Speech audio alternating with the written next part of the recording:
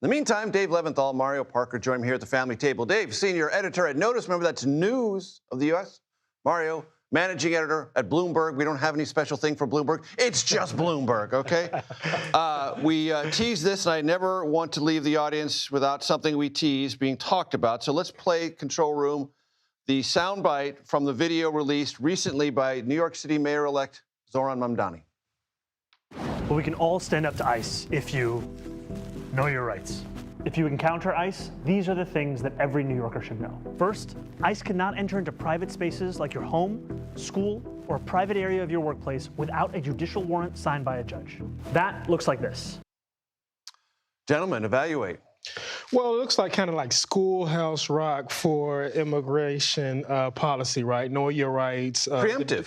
Yes, exactly. The difference between a search warrant and other forms as well, what you can and cannot do, what they're allowed to do. And he's right about that. I've been on ICE enforcement actions. They can knock on the door, but without your permission, if you don't have a piece of paper, they cannot enter. Yes, no, absolutely. Now, what I'm curious about is just the reaction, right? I think you all played the still shot of his warm meeting at the Oval Office, which was very surprising.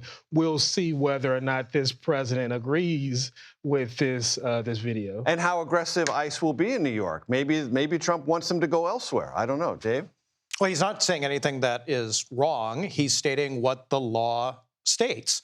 But we also know from Donald Trump and an experience with 6 members of Congress very recently who may or may not have said something about, military members and intelligence community officials following the law and not taking illegal orders and rejecting them, that Donald Trump is not necessarily going to play nicely with them. Exactly. We started our show talking about MAGA versus America First, and one of the first and most visible articulators of the difference that she sees, Marjorie Taylor Greene. We have another soundbite. Control Room, play that, please.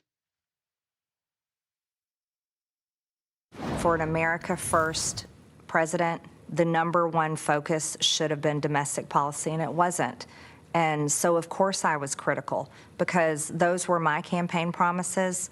Once we fix everything here, then fine, we'll talk to the rest of the world.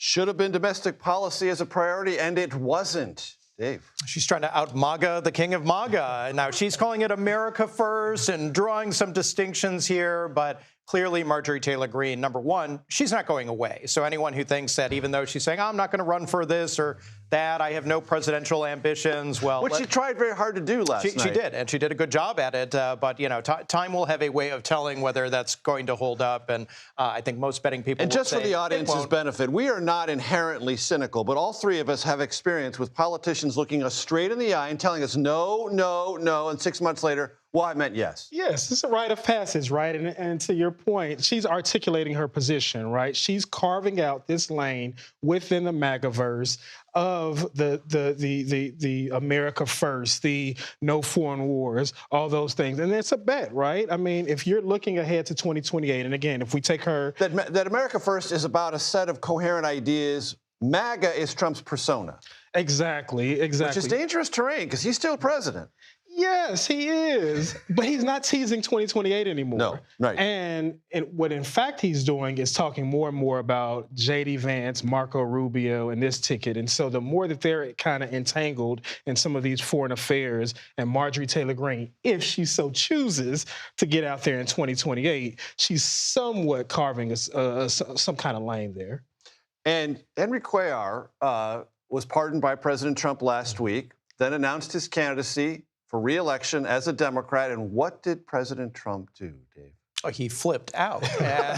And he flipped out in a way that revealed that, at least he didn't say it in these many words, but that he thought that Cuellar was going to become a Republican and that this was part of the deal. Part of the understanding, the wink, wink, nudge, nudge, know what I mean? Know what I mean? I mean, this has opened up a Pandora's box of issues about the pardon power and whether that needs to be reined in and whether Donald Trump is just using and abusing this to the point where presidents just finally need to, Democrat or Republican, be reeled in. Mario, 20 seconds. A lot of Democrats in leadership last week were like smiling, like, well, yeah, we approve of the pardon, and he's a member in good standing, and Yeah, and he's going to be a Democrat. And it just shows, I mean, even this deal, the fact shows the length. We talk about redistricting a lot, but we also see the lengths to which Donald Trump is trying to go to get the midterms To in his maneuver and favors. manipulate in whatever way he can. Mario Parker, Dave Levinthal, thank you so very much.